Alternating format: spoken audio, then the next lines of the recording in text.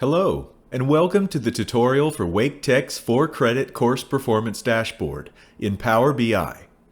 This dashboard provides visualizations of seat-level data on course successes and withdrawals, allowing for a rich investigation of student performance and comparison across a number of demographic and institutional variables. In this tutorial, we will walk through how to access the dashboard and briefly explore its features and functionality. To access Wake Tech's 4-credit course performance dashboard in Power BI, first open a web browser and navigate to Wake Tech's SharePoint site page for employees. Click the waffle icon in the top left. If the Power BI app doesn't appear in the menu that pops up, click on More Apps. From the Apps page, you can find Power BI listed under the Productivity category, or use the search bar to search for it. Clicking the Power BI icon, you will be taken to the Power BI home page.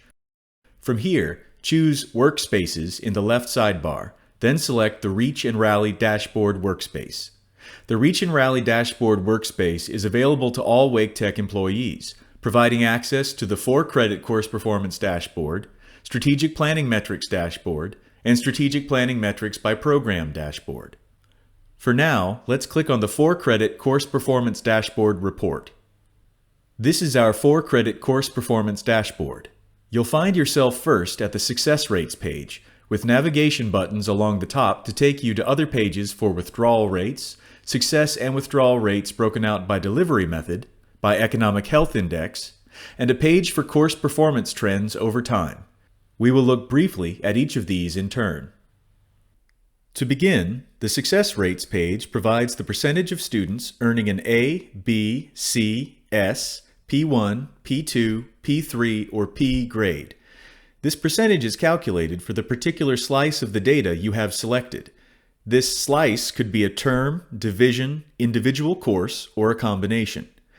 By default, the term is set to the most recent available, and the dashboard displays an overview of curriculum course performance across the entire college. To narrow down the slice of the course performance data you are interested in viewing, use these drop-down menus referred to in Power BI as slicers. These slicers allow you to select a term, division, course, or group of courses by prefix. Each drop-down slicer also has a search field. You can select multiple options for each slicer, and all of the calculations will update automatically. Values for overall enrollment and success rate for the chosen slice of the data can be found at the top right of the page. To clear a slicer, hover your mouse pointer over it and click the eraser icon. The Success Rates page provides bar charts comparing success rates across course delivery methods, race or ethnicity, sex, and interaction of race and sex, and Pell Award status. Hovering the mouse pointer over a bar yields a pop-up with the total number of seats in a particular category, along with the number of those seats that were successful and the percentage. Moving ahead to the Withdrawal Rates page, you'll notice that the layout is the same as the Success Rates page, but the values being reported under Withdrawal Rate summarize records of students who earned a grade of W, WP, WF, or WE for their course.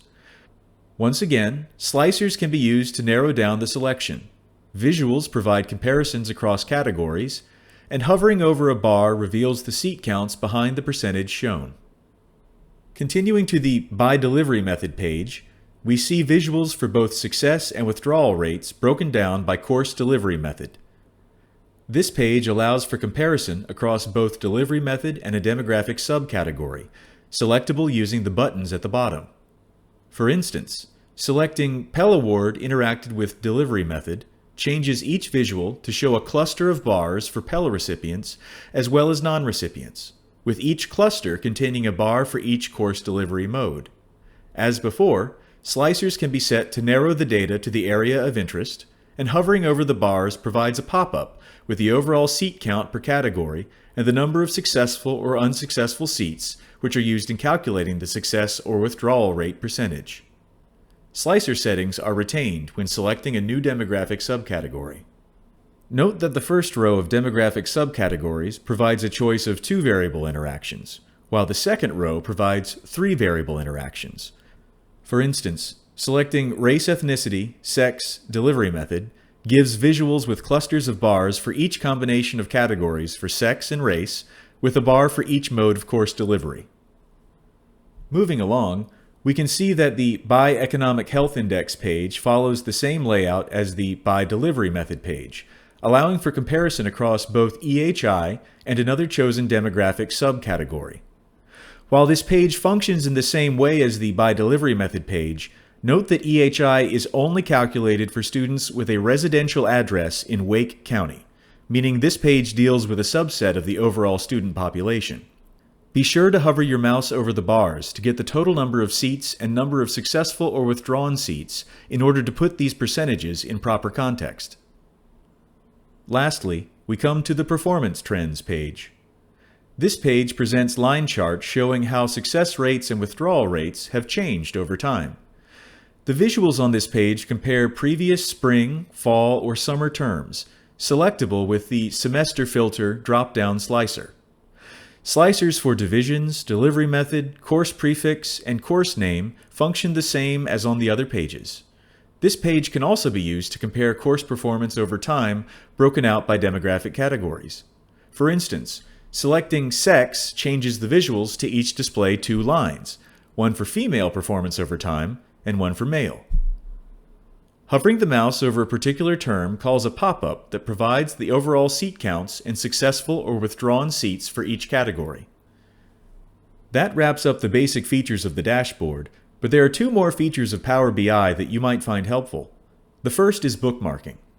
If you find that there are certain slicer settings you tend to use frequently, you can bookmark those settings to save yourself the trouble of setting the slicers again in the future.